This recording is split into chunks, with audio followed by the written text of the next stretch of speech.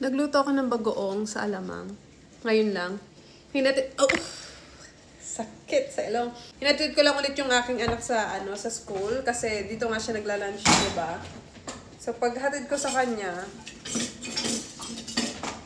nagluto agad ako ng bagoong kasi gusto ko makakain ng mangga sa bagoong bago ko siya sunduin ulit. Ay, medyo na siya, oh. Parang sobrang ripe na siya. Bakit maitim na siya? La! Aber yung... Ano ba yan, Inday? Kala ko pa naman eh. Pero ba't maitim na siya?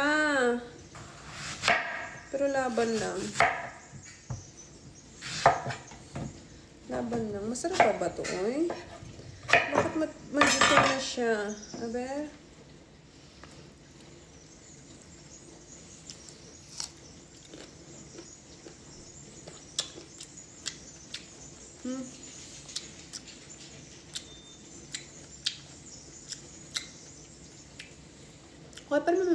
Okay pa naman yung mangga.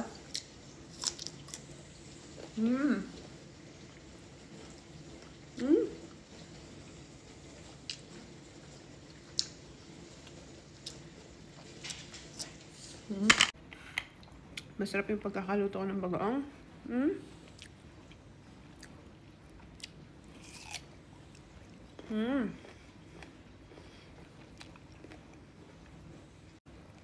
Niluto ko talaga siya bago dumating yung asawa ko. Kasi magre-reklamo yun sa amo eh.